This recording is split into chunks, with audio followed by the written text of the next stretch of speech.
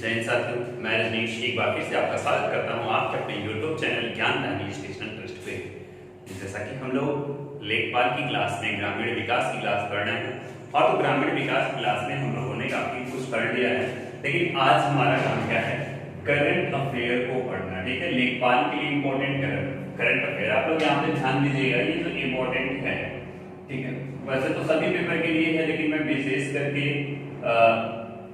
लेखपाल को टारगेट किया, मतलब कि ऐसे योजनाएं, ऐसे करंट जो लेखपाल में आ सकते हैं या फिर यूपीएसआई में या फिर यूपीएसआई में आ सकते हैं, इनके ऐसे करंट को मैं यहाँ पे करेक्ट किया हूँ। ठीक है, ताकि आप लोगों को यहाँ पे पढ़ने में थोड़ा सा आसानी हो जाए। अब ऐसा तो है नहीं कि मैं कह दूं कि ये वाली करंट अफेयर आपके इस वाले पेपर में आएगा। ठीक है, इतना बड़ा तो भगवान का भैया होना ही ना कि आपको वही चीजें बता दूं जो पेपर में आना है। लेकिन फिलहाल आप लोग क्या करते हैं, आप लोग ध्यान से पढ़िए, चीजों को नोट्स बनाइए और नोट्स बना के क्या करिए, अपनी तैयारी आसानी से करते रहिए। और हम लोग यहाँ पे पढ़ने के लिए चल रहे हैं। आज का जो हमारा पहला करंट अफेयर है वो है पर्यावरण प्रदर्शन सूचकांक। ठीक है, पर्यावरण प्रदर्शन सूचकांक। देखिए, जो पर्यावरण प्रदर्शन सूचकांक रहा, अब की बार 180 देशों पर इसका सर्वे किया गया। ठीक है, 180 देशों पर इसका 180 देशों पर इसका क्या किया गया, सर्वे किया गया। देखिए, 180 देशों पर इसका सर्वे किया गया, तो इसमें 5 बातों को ध्यान में रखा जाता है। ठीक, कितने बातों को, 5 बातों को ध्यान में रखा जाता है। सबसे पहला होता है, देखिए मैं यहाँ पे बता रहा हूं। ठीक है, सबसे पहला क्या होता है, सबसे पहला होता है सैनिटाइजिंग। ठीक है, वहां पर सैनिटाइजिंग यानी कि वहां पे सुरक्षा, वहां पे स्वच्छता कैसी है, लोग कैसे हैं, कैसे मतलब कि आपस में कैसे रहते हैं। ठीक है, दूसरी चीज होती है ड्रिंकिंग वाटर। ठीक है, दूसरी चीज क्या होती है, ड्रिंकिंग वाटर। वहां का पानी कैसा है, वहां का पानी कैसा। और सबसे महत्वपूर्ण जो है चेक किया जाता है एयर क्वालिटी। ठीक है, एयर क्वालिटी जो कि कैसी है, एयर क्वालिटी आपकी कैसी है, ये चीजें आपके डिपेंड करती है। और फिर उसके बाद वेस्टेज मैनेजमेंट। ठीक है, वेस्टेज मैनेजमेंट, जो वेस्टेज हैं, ठीक है, जो व्यर्थ के पदार्थ हैं, कूड़े हैं, ये सब का मैनेजमेंट कैसा है वहां पे। दूसरी चीज, नेक्स्ट चीज जो देखी जाती है वो क्या होता है, मेटल। वहां पर मेटल की मात्रा कितनी है। तो सबसे पहला क्या है, सैनिटाइजिंग। सबसे पहले आपका क्या हो गया, सैनिटाइजिंग। ठीक है, वहां पे सैनिटाइजिंग क्या है, सैनिटाइजेशन कैसी है। दूसरी आपकी हो जाती है एयर क्वालिटी। ठीक है, दूसरी चीज आपकी क्या हो जाती है, दूसरी चीज आपकी हो जाती है एयर क्वालिटी। ठीक है, दूसरा चीज, तीसरा हो जाता है ड्रिंकिंग वाटर। ठीक है, एयर क्वालिटी, ड्रिंकिंग वाटर। और चौथा चीज क्या हो जाता है, चौथा पॉइंट वेस्ट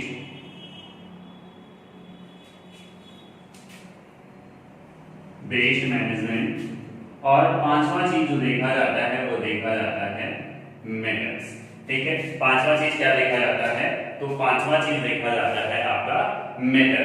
ठीक है, मेटल्स वहां पे कितने हैं, सबसे पहले सैनिटाइजिंग या सैनिटाइजेशन। ठीक है, दोनों कह सकते हैं, सैनिटाइजेशन। दूसरा है एयर क्वालिटी, तीसरा है ड्रिंकिंग वाटर, चौथा है वेस्ट मैनेजमेंट और चौथा है मेटल्स।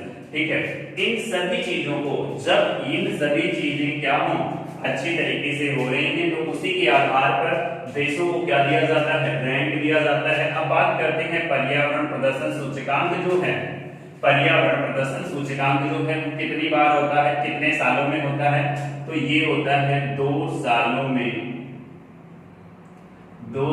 में एक बार।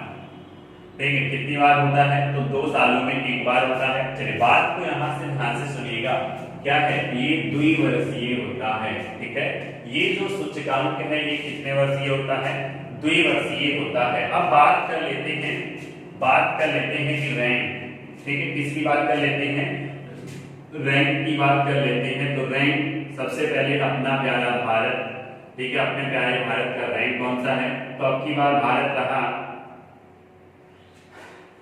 168वें नंबर पर। इसके पहले कितने पे रहा था, इसके पहले कितने पे रहा था, तो इसके पहले पे रहा था 177 पे, ठीक है। इसके पहले पे कितने पे रहा था, तो इसके पहले पे कितने पे रहा था, 177 पे, ठीक है।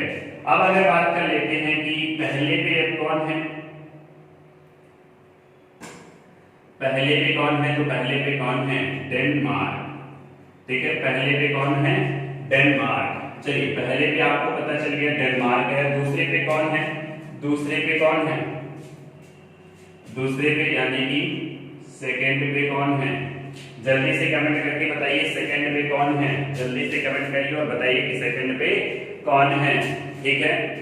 तो कौन है, लक्समबर्ग, ठीक है, लक्समबर्ग। ये रैंकिंग आपको याद रखनी है, ये सबसे ज्यादा इंपॉर्टेंट है, पेपर में ये भी पूछा जाता है, ठीक है। कितने देशों पर सर्वे किया गया, तो 180 देशों पर किया गया। कितनी बातों को, 5 बातों को, 5 बातें ध्यान दी जाती हैं, ठीक है। पहला सैनिटाइजिंग, दूसरा एयर क्वालिटी, तीसरा ड्रिंकिंग वाटर, चौथा वेस्ट मैनेजमेंट, पांचवा मेटल्स, ठीक है। वहां पे मेटल्स की संख्या, मेटल अधिक है कम है, अधिक होगा तो वहां पे प्रदूषण ज्यादा होगा, वहां पे पानी अच्छे नहीं मिलेंगे, ठीक है, वहां पे ज्यादा शोध अच्छे नहीं मिलेंगे। तो अब की बार भारत कितने अंक पे रहा है, तो 168 पे रहा है। पहले पे कौन रहा है, डेनमार्क, दूसरे पे कौन है रहा है, लक्समबर्ग, ठीक है। अब बात कर लेते हैं जारीकर्ता, जारी से कौन करता है, जारी करता, ठीक है। तो जारीकर्ता जो है दो यूनिवर्सिटी है, एक कोलंबिया यूनिवर्सिटी है, एक बिया यूनिवर्सिटी है और एक येल यूनिवर्सिटी है, ठीक है। एक येल यूनिवर्सिटी है और एक कौन है, कोलंबिया, ठीक है। एक कौन है, कोलंबिया और एक येल यूनिवर्सिटी है। ये दोनों की दोनों कहाँ की यूनिवर्सिटी है, तो यूएस की है, ठीक है। ये दोनों की दोनों कहाँ की यूनिवर्सिटी है, तो यूएस की है। इनकी मदद कौन करता है, जारी करने में मदद कौन करता है, ठीक है, मदद कौन करता है, जारी करने में मदद कौन करता है, तो आप कहेंगे विश्व आर्थिक मंच, ठीक है। आप क्या कहेंगे, विश्व आर्थिक मंच, विश्व आर्थिक मंच। चलिए जल्दी से आप कमेंट करके बताइए कि विश्व आर्थिक मंच का, जल्दी से आप कमेंट करके बताइए कि विश्व आर्थिक मंच का मुख्यालय कहाँ है, विश्व आर्थिक मंच का मुख्यालय कहाँ है, जल्दी से आप लोग कमेंट करके बताइए। तो आप लोग कमेंट करके बताइए तो विश्व आर्थिक मंच का जो, विश्व आर्थिक मंच का जो मुख्यालय है वो है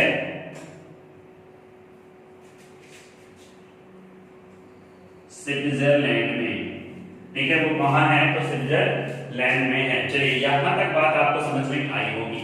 इसी से एक पॉइंट और मैं बताता हूं, यहाँ पे पर्यावरण का अगर मैंने नाम लिया है, यहाँ पे अगर मैंने पर्यावरण का नाम लिया है तो आपके दिमाग में आ रहा होगा कि सर पर्यावरण दिवस भी मना दीजिए, पर्यावरण दिवस भी बता दीजिए। पर्यावरण दिवस कब मनाया जाता है, ये आप लोगों को, सब लोगों को पता है कि पर्यावरण दिवस कब मनाया जाता है, ठीक है। सब लोगों को पता है कि पर्यावरण दिवस कब मनाया जाता है। तो आप बताइए जल्दी से पर्यावरण दिवस कब मनाया जाता है, तो पर्यावरण दिवस, ठीक है, विश्व पर्यावरण दिवस, अगर मैं बात करूं विश्व पर्यावरण दिवस कब मनाया जाता है, तो 5 जून को मनाया जाता है। मनाया जाता है, ये बहुत इंपॉर्टेंट चीज है, लेकिन उसी के साथ साथ यहाँ पे थीम भी आपकी इंपॉर्टेंट हो जाती है, उसी के साथ साथ यहाँ पे आपकी थीम भी इंपॉर्टेंट हो जाती है। थीम क्या थी इसकी, जल्दी से बताएंगे, ठीक है। तो आप बताएंगे इसकी थीम क्या है, टाइम फॉर नेचर, ठीक है। क्या है, time for nature, time for nature यानी कि प्रकृति के लिए समय, ठीक है, टाइम फॉर नेचर यानी कि प्रकृति के लिए क्या, प्रकृति के लिए समय। चलिए और चीजें मैं बताता हूं यहाँ पे। पर्यावरण दिवस, ठीक है, पर्यावरण दिवस, पहला पर्यावरण दिवस कब मनाया गया? ठीक है, पहला पर्यावरण दिवस कब मनाया गया? जल्दी से आप लोग कमेंट करके बताइए कि पहला पर्यावरण दिवस कब मनाया गया। ठीक है, पहला पर्यावरण दिवस कब मनाया गया? तो आप बताएंगे 1972 में। ठीक है, कब मनाया गया सबसे पहला पर्यावरण दिवस? तो 1972 में मनाया गया। कहां पर? स्टॉकहोम में। ठीक है, कहां पर मनाया गया? स्टॉकहोम में मनाया गया। और साथ में ध्यान दीजिएगा ये विषय रहित था। ठीक है, विषय रहित यानी कि यहाँ पर कोई थीम नहीं था, लेकिन इसी के चलते 1974 में थीम के साथ मनाया गया। ठीक है, विषय के साथ क्या किया गया? विषय के साथ मनाया गया। बात आपको समझ में आ चुकी होगी, बात आपकी समझ में आ चुकी होगी, फिलहाल आ चुकी होगी, वो तो बहुत अच्छी बात है। लेकिन और मैं चीजों को यहाँ पे आपको और भी बता देना हूँ, एक बार बता दे रहा हूँ फिर से कि पर्यावरण प्रदर्शन सूचकांक 2020 जारी किया गया।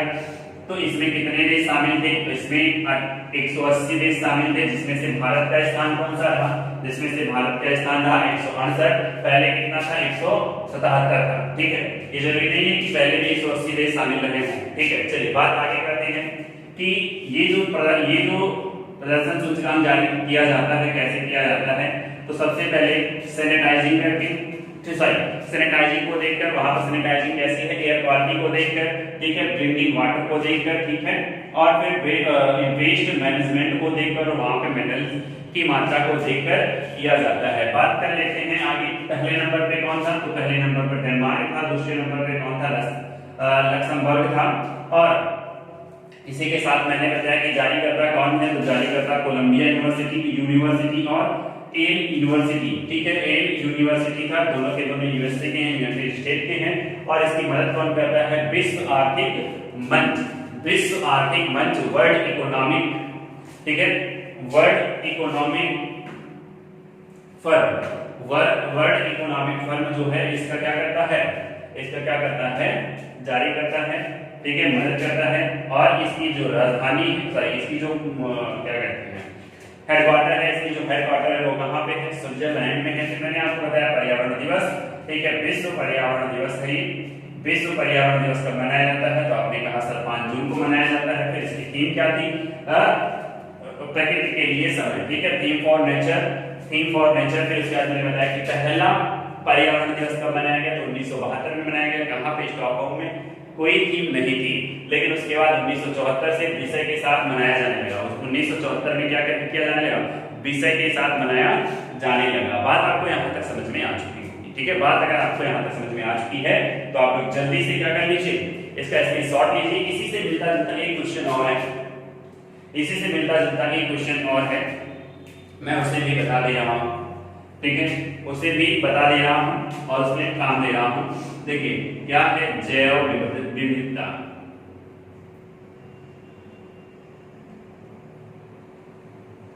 ठीक है, जैव विविधता कब मनाई जाती है? तो 22 मई को मनाया जाता है। अब देखिए जैव विविधता क्या है? जैव विविधता क्या है? बायोडायवर्सिटी क्या है? बायोडायवर्सिटी क्या है? तो आप कहेंगे सर बायोडायवर्सिटी क्या है? तो आप कहेंगे कि जो बायोडायवर्सिटी होता है, जैसे कि मैं अगर बात करता हूं यहाँ पे, ठीक है, ये एक कोई जंगल है, ठीक है, और इसी जंगल में कई प्रकार के, ठीक है, कई प्रकार के, ठीक है, स्पेसिफाई जंगल ना हो, ठीक है, कि बस यहाँ पे आम ही है, यहाँ पे आम का पेड़, नीम का पेड़, बबूल का पेड़, शीशम का पेड़, पीपल का पेड़, ठीक है, महुआ का पेड़, और मतलब जो भी है ढेर सारे पेड़ हैं, कई प्रकार के पेड़ हैं। और यहीं पे शेर भी रहता है, यहीं पे तेंदुआ भी रहता है, यहीं पे अजगर भी रहता है, यहीं पे क्या कहते हैं, अनेक प्रकार की घासें रहती हैं। इसी को कहते हैं बायोडायवर्सिटी। ठीक है, इसी को क्या कहते हैं? बायोडायवर्सिटी। ठीक है, इसी को क्या कहते हैं? बायोडायवर्सिटी। चलिए बात आपकी यहाँ तक आ पहुंची है तो आपको समझ में आ गया जैव विविधता कब मनाया जाता है? तो आप कहेंगे सर 22 मई को मनाया जाता है। सब इसकी थीम क्या थी? इसकी थीम क्या दी है हिंदी में, इसी को आप क्या कहते हैं विषय। ये आप लोग के काम, ये आप लोग का HW है। आप लोग क्या करिएगा ऑफलाइन कमेंट करके आप बताइएगा इसकी थीम क्या थी, इसकी थीम क्या थी। चलिए फिलहाल इसका स्क्रीनशॉट लीजिए, हम बढ़ लेते हैं आगे की तरफ। ठीक है, इसका स्क्रीनशॉट लीजिए, हम लोग बढ़ते हैं आगे की तरफ। चलिए आप लोग स्क्रीनशॉट ले लिए होंगे, मैं इसे रख कर दे रहा हूं, आगे हम लोग बढ़ते हैं।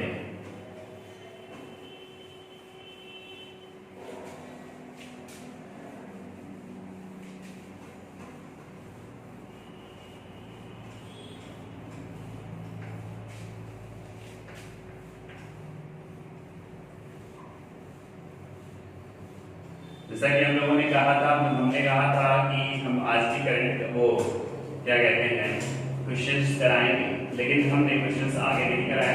तो हमने सोचा कि पहले थोड़ा सा करंट करा दें, क्योंकि हमारी ग्रामीण विकास की जो क्लास है 17 क्लास हमने कंप्लीट कर दी है। 17 क्लास हमने कंप्लीट कर दी है।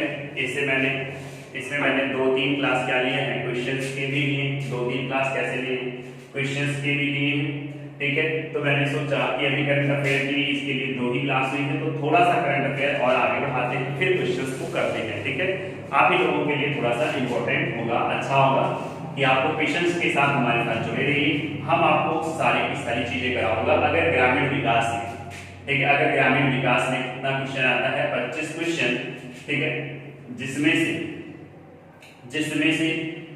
से आप जान लीजिए कि लगभग 10 क्वेश्चन ग्रामीण विकास के होते हैं और 15 क्वेश्चन जो होते हैं ये यूपी स्पेशल के होते हैं, यूपी स्पेशल के होते हैं।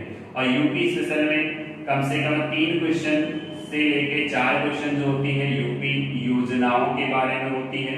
ठीक है, जो ग्रामीण स्तर की योजनाएं, मैंने आपको लगभग 50 से 60 योजनाएं कराई हैं और हम कुछ क्वेश्चंस के माध्यम से आपको योजनाएं कराएंगे।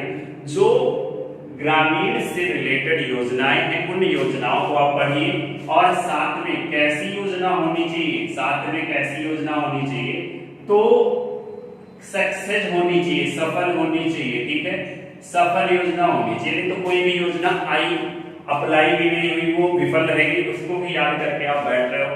तो एक दिन में, एक साल में कई योजनाएं आती हैं। अगर देखा जाए 2019 की अगर हम लोग बात करें तो उसमें कम से कम 2500 योजनाएं आ चुकी, जो कि जिसमें से बहुत ही कम सक्सेस हुई और कुछ सक्सेस हुई। तो जो कुछ सक्सेस हुई उन्हीं योजनाओं को हम लोगों को पढ़ना है। चलिए नेक्स्ट योजना है नेक्स्ट करंट अफेयर है, तो मैं ये योजनाएं बता रहा हूँ। दीदी वाहन योजना। ठीक है, कौन सी योजना है? दीदी वाहन योजना, दीदी वाहन योजना। लेकिन बहुत ही इंपॉर्टेंट है, एमपी की योजना है, लेकिन ये इंपॉर्टेंट बन जाती है। ठीक है, एमपी में एक जिला है झाबुआ जिला। ठीक है, कौन सा जिला है? झाबुआ। एमपी में एक झाबुआ जिला है। ये जो जिला है आदिवासियों का है। ठीक है, ये जो जिला है किसका है? आदिवासियों का है। ठीक है, आदिवासियों का है। ये जिला कौन सा है? आदिवासियों का है। तो इस जिला की जो महिलाएं हैं, इस जिला की जो महिलाएं हैं, इस जिले की जो महिलाएं हैं, इन्हीं महिलाओं ने एक योजना शुरू की है। कौन सी योजना? इन्हीं महिलाओं के द्वारा शुरू की गई ये योजना है। कौन सी? दीदी वाहन योजना। ठीक है, इन्हीं महिलाओं के द्वारा शुरू की गई ये योजना है दीदी वाहन योजना। अब इस देखिए, ये जो कि आदिवासियों का जिला है, इसलिए ये जिला थोड़ा सा भी पिछड़ा हुआ है। तो ये जिला जो है अभी थोड़ा सा पिछड़ा हुआ है। तो इस योजना के द्वारा क्या किया गया? इन महिलाओं के द्वारा गर्भवती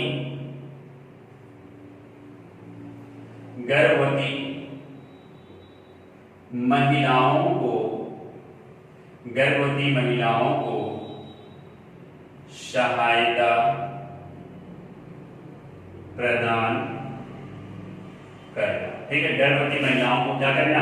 सहायता प्रदान करना। अब देखिए, ये योजना एक योजना के तहत चलाई जा रही है। ये योजना दीदी वाहन योजना एक योजना के तहत चलाई जा रही है। उस योजना का नाम है ग्रामीण आजीविका मिशन। ठीक है, क्या है? ग्रामीण आजीविका मिशन, इसीलिए इंपॉर्टेंट हो जाती है। ठीक है, इसीलिए इंपॉर्टेंट हो जाती है क्योंकि ये किससे रिलेटेड है, गांव से रिलेटेड है। ठीक है, ये गांव से रिलेटेड है। एक बार आप फिर से देखिए, दीदी वाहन योजना कहाँ की योजना है, एमपी की है। एमपी के किस जिले से है, तो झाबुआ जिले से। और एमपी का जो झाबुआ जिला है वो किसका है, आदिवासियों का है। और इसी आदिवासी महिलाओं ने, ठीक है, इसी आदिवासी महिलाओं ने कौन सी योजना चलाई, दीदी वाहन योजना। किस योजना के तहत चलाई, तो ग्रामीण आजीविका मिशन के तहत चलाई। ठीक है, ग्रामीण आजीविका मिशन के तहत चलाई। इसमें ये लोग करेंगे क्या, तो इसमें करेंगे गर्भवती महिलाओं को सहायता प्रदान करेंगे। ठीक है, गर्भवती महिलाओं को क्या करेंगी, सहायता प्रदान करेंगी। ठीक है, चलो तो आप लोग जल्दी से इसका स्क्रीनशॉट लीजिए। अगर वीडियो अच्छी लग रही हो तो लाइक भी कर लीजिए, और अगर अभी तक शेयर नहीं किए हैं तो एक बार तो शेयर बनता ही है। और अगर चैनल पे नए हैं तो सब्सक्राइब कर लीजिए और बगल वाली बेल आइकन दबाना तो एकदम ना भूलिए, क्योंकि ऐसे ही धमाकेदार वीडियो, मजेदार वीडियो आप लोगों के लिए मिलती रहेगी। तो बने रहिए आप ज्ञानदायिनी के साथ। फिलहाल आप लोग इसका स्क्रीनशॉट लीजिए, ले लिया हूं, रख करता हूं।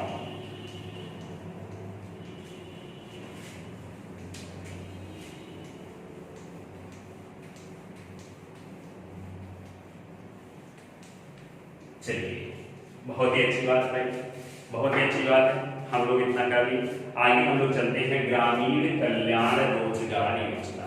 ठीक है, कौन सी योजना, ग्रामीण कल्याण रोजगार योजना। अब ये लोग और बच्चे लोग, आप लोग सभी लोग बताइएगा।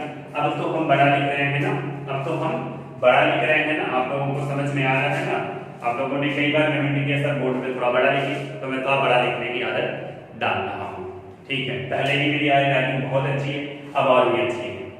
ठीक है, चलिए बात करते हैं कि ये किसके द्वारा शुरू किया गया, तो ये पीएम के द्वारा शुरू किया गया। ठीक है, किसके द्वारा, पीएम द्वारा। किस लिए शुरू किया गया, रोजगार को बढ़ावा देने के लिए। अब देखिए, इसे पीएम कौन है आपके, तो माननीय नरेंद्र मोदी जी। इस पीएम ने इसका उद्घाटन कैसा किया, तो जैसे आप लोग पढ़ रहे हो ऑनलाइन किया। ठीक है, ऑनलाइन किया। अब देखिए क्या करने के लिए, प्रवासी मजदूरों को, ठीक है, ऐसे मजदूर जो दूसरे राज्यों में जाकर क्या कर रहे थे, दूसरे राज्यों में जाकर काम कर रहे थे, तो ऐसे मजदूरों को, प्रवासी मजदूरों को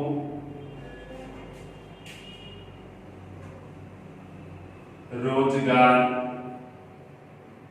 देना। ठीक है, इसका काम क्या है, प्रवासी मजदूरों को रोजगार देना। इसके लिए कितना रुपया दिया गया, तो 50,000 करोड़। ये वाली बात भी आप पूछेगा नहीं, जानते रहिएगा, क्योंकि पेपर में आते हैं। आप प्रीवियस ईयर क्वेश्चन उठाकर देखिएगा, यहां तक के क्वेश्चन आए हैं कि इस योजना में केंद्र सरकार और राज्य सरकार की हिस्सेदारी का अनुपात क्या था। केंद्र सरकार और राज्य सरकार के हिस्सेदारी का अनुपात क्या था, तो ये हिस्सेदारी भी मैंने आपको योजना में बताई है। चलिए, बहुत ही अच्छी बात है। अब ये कहां से हुआ, कहां से हुआ, तो ये तो शुरू हुआ बिहार से। ठीक है, बिहार से हुआ। बिहार के खगड़िया जिले, ठीक है, बिहार के खगड़िया जिले में एक गांव पड़ता है तेलिहार गांव। ठीक है, तेलिहार गांव से इसका क्या हुआ, शुभ आरंभ हुआ। क्या हुआ, शुभारंभ हुआ। खगड़िया जिले के तेलिहार गांव से शुभारंभ हुआ। फिर इसके बाद ये कितने 116 जिलों में लागू हो चुका है। ठीक है, कितने जिलों में,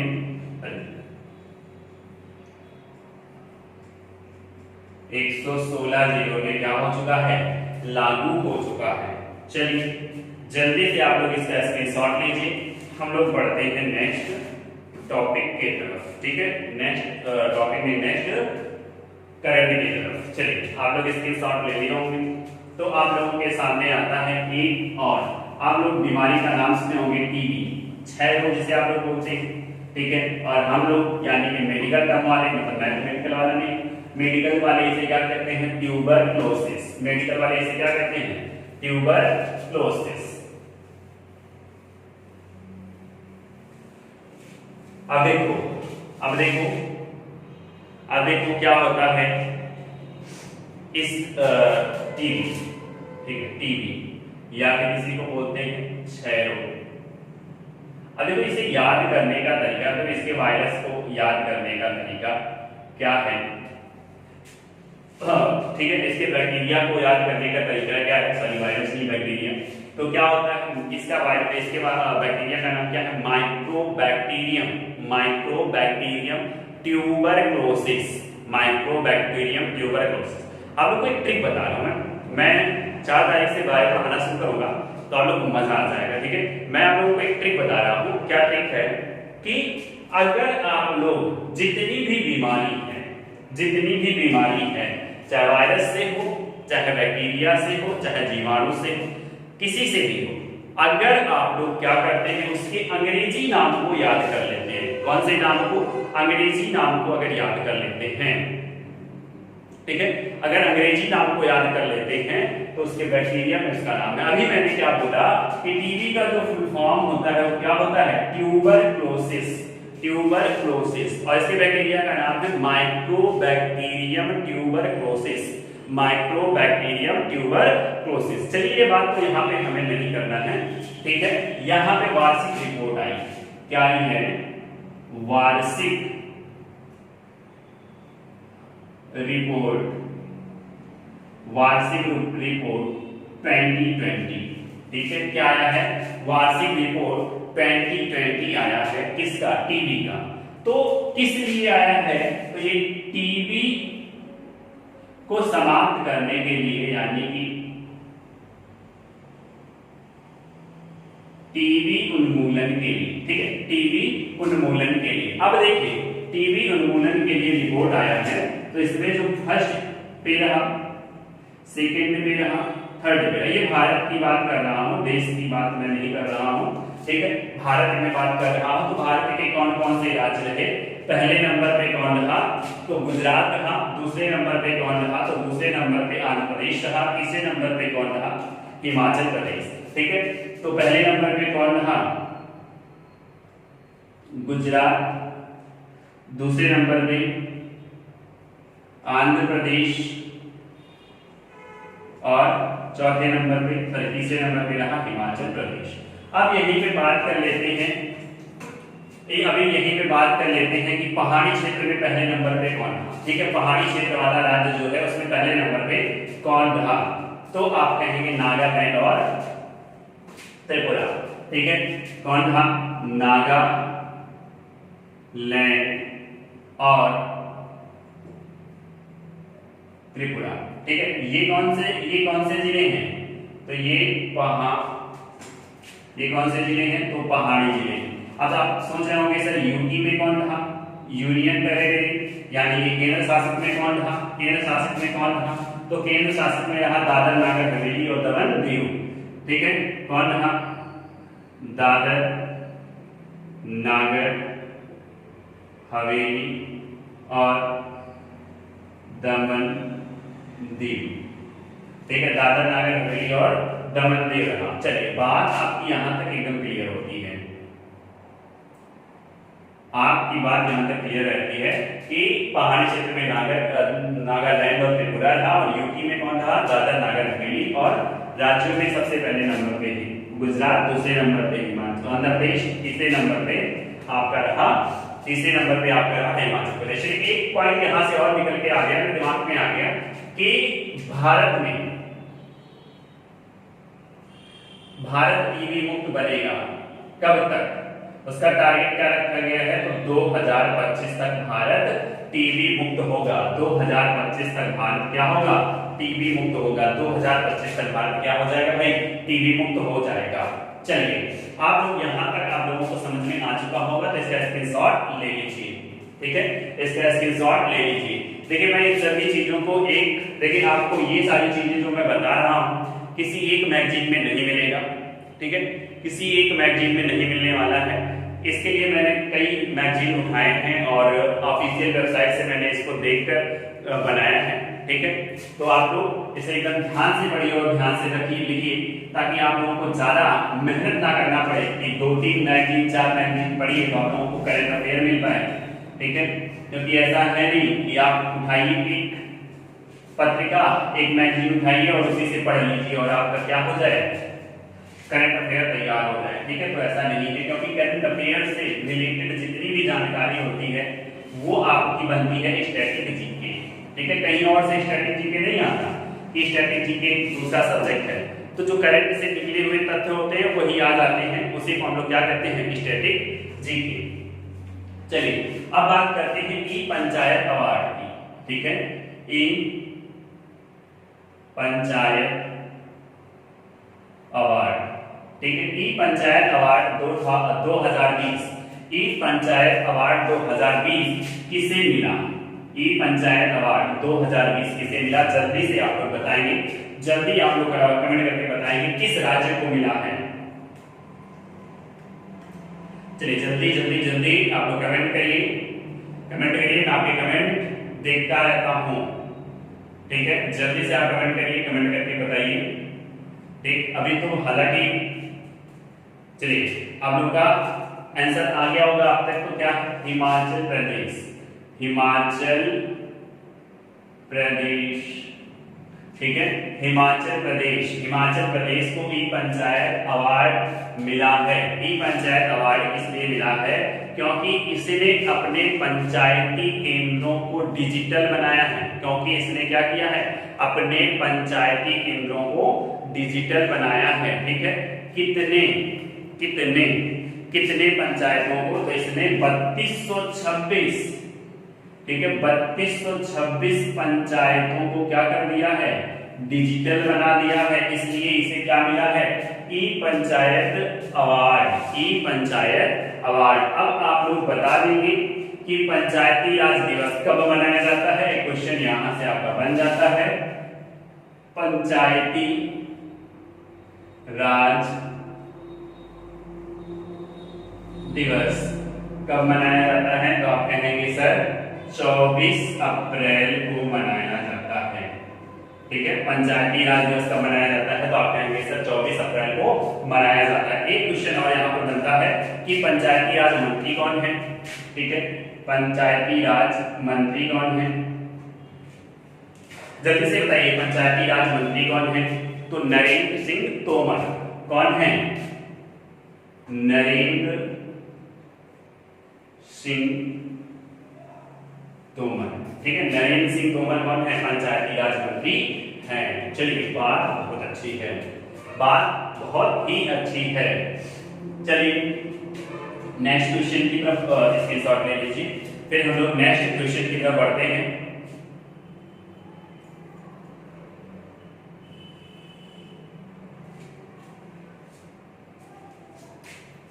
चलिए और आप लोगों को मैं बता दूं कि 2 और 3 तारीख को आप लोगों की क्लासें ऑफ रहेंगी।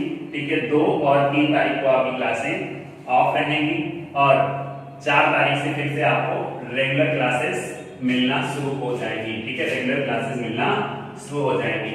ठीक है, तो फिलहाल आप नेक्स्ट क्वेश्चन पे बढ़ते हैं, आत्मनिर्भर रोजगार अभियान। ठीक है, कौन, आत्मनिर्भर रोजगार अभियान। अभी एक एमपी की योजना आई थी, अभी एक एमपी की योजना आई थी, सेम वही योजना ये भी है, नाम यहाँ पर चेंज है, सेम वही योजना ये भी है, यहाँ पे क्या है, नाम चेंज है। उद्घाटन भी किसने किया, तो पीएम ने किया। तो ये कहाँ की योजना है, यूपी की योजना है। ठीक है, यूपी की योजना है। इसमें कितने जिले, 31 जिले, कितने जिले शामिल होंगे, 31 जिले। क्या करने के लिए, प्रवासी मजदूरों को आगे भी और भी शामिल होंगे, बता रहा हूं अभी। रोजगार देने के लिए, प्रवासी मजदूरों को क्या करने के लिए, रोजगार देने के लिए। भैया आपको अगर आप समझ में आ रहा है तो बहुत ही अच्छी बात है, आप समझ के पढ़िए। आप एक बार मेरे साथ पढ़ते चलिए, ठीक है। उसके बाद दोबारा क्या कर लीजिएगा, नोट्स बना लीजिएगा, ताकि आप लोगों के लिए काफी इंपॉर्टेंट हो जाएगा, ठीक है। तो कितने जिले, 31 जिले, ठीक है। कितने मजदूरों को, लगभग 31 जिले के कितने मजदूरों को, लगभग 25,000 मजदूरों को इससे क्या मिल पाएगा, रोजगार मिलेगा, ठीक है। तो ऐसे जिले जहां पे प्रवासी मजदूर जो आए उनकी संख्या ज्यादा हो, मिनिमम ने मैक्सिमम हो, ऐसे जिलों को सबसे पहले शामिल किया जाएगा। वहां के मजदूरों को क्या दिया जाएगा, रोजगार दिया जाएगा, ठीक है। इतनी बात अगर आपको समझ में आई है तो आप लोग जल्दी से इसे नोट कर लीजिए, ठीक है। और आज के लिए फिलहाल इतना ही, हम लोग मिलेंगे नेक्स्ट क्लास जो कि कल की क्लास में, और कल की क्लास में हम लोग और भी करंट अफेयर को पढ़ेंगे ऐसे ही, इसी ही तरीके से। तो आप लोग बने रहिए और जितना हो सके उतना शेयर करिए, ठीक है। और जितना हो सके उतना शेयर करिए। आप अपने आस पड़ोस के सभी को बताइए और बताइए कि यहाँ पे क्लासें आपको अच्छी मिल रही हैं और बेहतरीन तरीके से मिल रही हैं, ठीक है। तो बस इतना ही, आगे की कहानी हम लोग करेंगे कल। तब तक के लिए जय भारत, बाय, शुभ रात्रि।